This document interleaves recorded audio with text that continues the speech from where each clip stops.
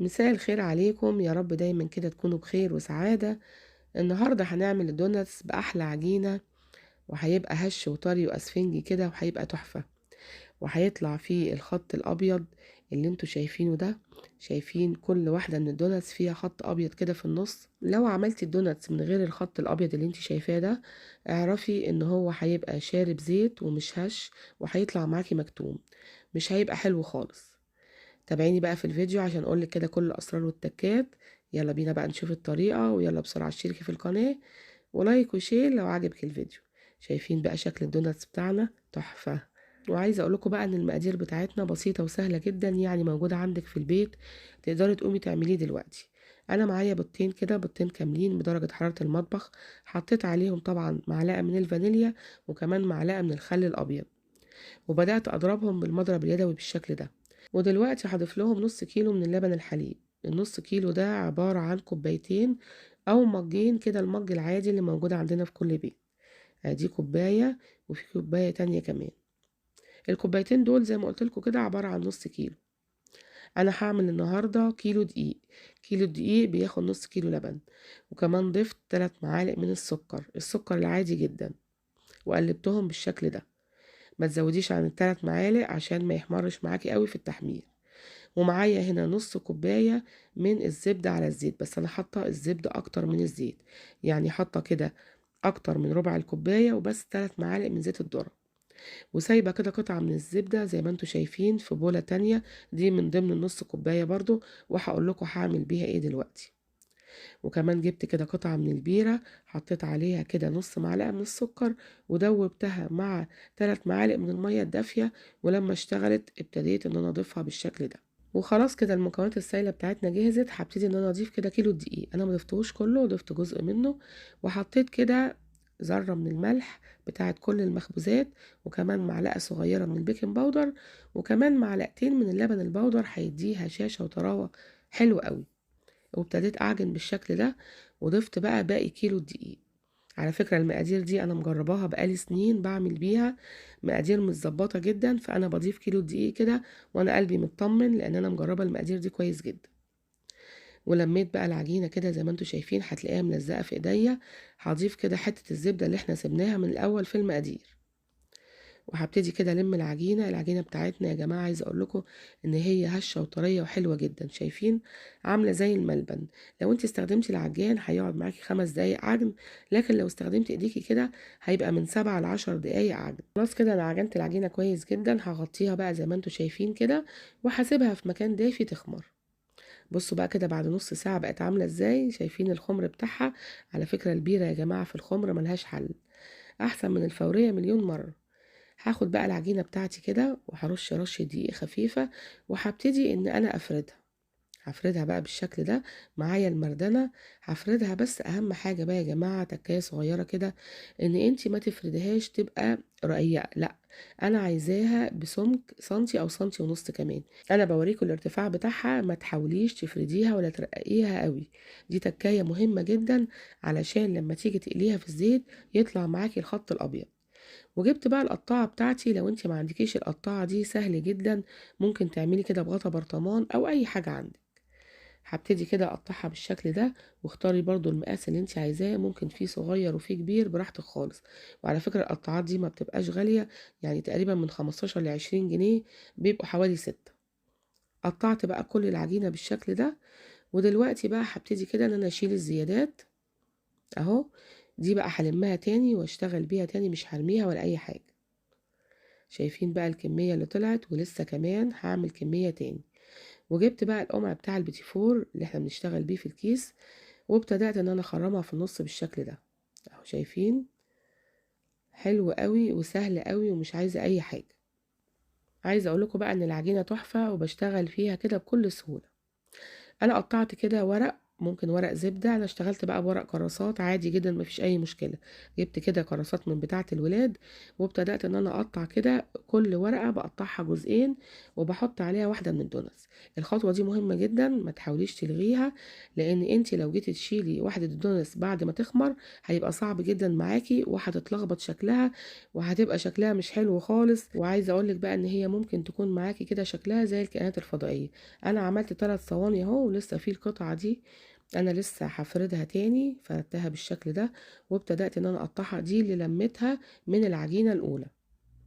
فردتها بالشكل ده، وابتديت ان انا اقطعها برضو زي ما عملت في العجينة الاولى. برضو هجيب ورق الكراسات وهحط عليها الدوناتس بالشكل ده. انا عملت 3 صواني في الاول، ودي هتبقى صينية رابعة كمان. تقريبا انا ما عدتش قوي، بس الكمية الولاد قالوا لي ان هما حاجة و40، تقريبا 48 قطعة. بصوا بقى الزيت بتاعي انا مش عايزاه يبقى سخن قوي.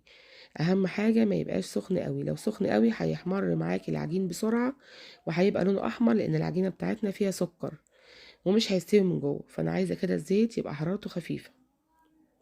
وهبتدي كده ان انا اخد واحده الدوناتس بكل سهوله زي ما انتم شايفين. بسيب الورقه وباخد على الكف التاني واحده الدوناتس وبحطها في الزيت بكل سهوله. اهو شايفين سهل جدا ومش عايزه اي حاجه. انا ممكن اعملها من غير ورق وبعرف اشيلها، لكن انا بوريكي الصح، عشان لو جيتي تشيليها وهي خمرانة هيبقى صعب معاكي. شايفين بقى مفيش اقل من نص دقيقة وبتبتدي تقلبيه بالشكل ده، لانه بيحمر بسرعة، لان العجينة بتاعتنا فيها سكر وما بياخدش وقت كتير في التسوية. يعني اوعي تسيبيه وتروحي في اي مكان، لازم تبقي قدامه كده وايديكي فيه على طول. اهو ما بيعديش دقيقة او 2 الا ما بروح شايلة كده على طول. شايفين بقى الارتفاع بتاعه، وكله هتلاقي فيه الخط الابيض، ده دليل على انه هو هش وطري وتحفة وناجح جدا. بصوا معايا بقى، ابتديت اشيل لان طبعا انا مش عايزة الزيت يحمى عليه. اهو شايفين كله فيه الخط الابيض، وشلتهم كده طلعتهم على مناديل، وهو مش شارب زيت خالص، وانا هوريكم دلوقتي. وابتديت اهو احط تاني، وبسرعه بسرعه بروح برضو قلبها على الناحيه التانية. شايفين بيحمر معايا بسرعه.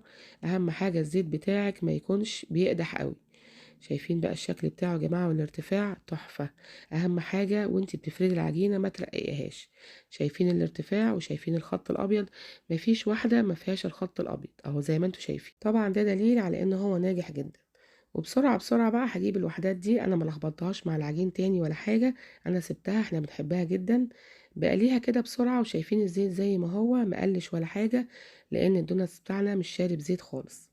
انا حطيت كميه صغيره. الناس اللي بتحب تحط زيت كتير، لا ما تحطيش زيت كتير خالص. حطيت حبه صغيرين وقليت، واتبقى زي ما انتوا شايفين كده. خلاص كده انا قليتهم زي ما انتوا شايفين، وحطيت كده في طبق معلقه من القرفه ومعلقتين من السكر العادي جدا، وبحطهم بقى وهم سخنين بالشكل ده، وبقلبهم كده مع القرفه والسكر. بيبقى طعمهم زي السينابون، بيبقى تحفه جدا. بصوا كده بقى، شايفين بقى الطعامه دول بقى ما بيقعدوش، طعمهم بيبقى تحفة، وبنلقطهم كده على طول. شايفين بقى الطعامة بتاعتهم. بصوا بقى دوناتس بتاعي يا جماعة، شايفين الهشاشة والطراوة. بصوا مش شارب زيت خالص، هو بس سخن، بس انا عايزة اوريهولكم من جوه. انا فتحت لكم واحدة اهو، بصوا ما فيش اي زيت خالص، ما بيبقاش شارب ولا نقطة زيت، وطري وهش كده وما فيهوش اي عجين. اهو شايفين بقى. بجد يا جماعة رائع، لو جربتوه هيعجبكم جدا. انا جبت بقى كده قالب شوكولاته سما، ده بيبقى 200 جرام، تمنه تقريبا يعني هو مش غالي، تقريبا 25 جنيه.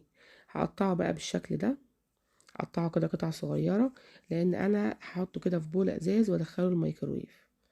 اهو قطعته كده لقطع صغيره واحطه بقى في البوله. بس اهم حاجه ان انا احط عليه بس معلقه واحده من الزيت. بصوا بقى، شايفين الجمال والحلاوه والطعامه، شايفين الارتفاع بتاعه تحفه، شايفين الخط الابيض. بجد مفيش بعد كده، جربوه يا جماعة، بجد هيعجبكم جدا. جبت بقى الشوكولاتة اللي انا سيحتها في الميكروويف، وابتديت بقى ان انا اغطس الدوناتس بتاعي بالشكل ده اهو. وهسيبه بس يبرد حاجة بسيطة، او يشف كده، بس الشوكولاتة بتاعتي تشف كده حاجة بسيطة.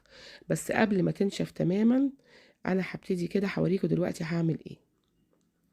اهو هعمل كمية كده، بس مش هعمل للكل، هعمل جزء بسيط. ودلوقتي بقى انا عندي كده شوية حاجات كده، ده فرماسيل شوكولاتة زي ما انتوا شايفين كده، هعمله بالشكل ده. شكله طبعا تحفة. واللي في الاخر ده سبرينكلز، برضو شكله جميل جدا.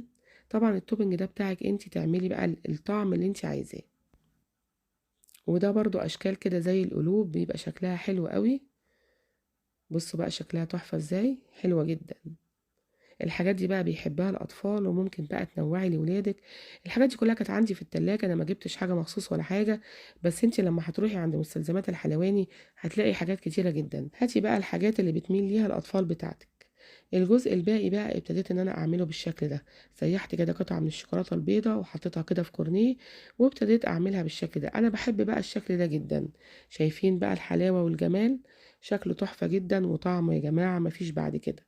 انا بتمنى ان انتوا تجربوا الطريقه دي وتعجبكم. طريقته سهله جدا زي ما انتوا شفتوا كده، ومقاديره بسيطه، ما كلفتناش اي حاجه.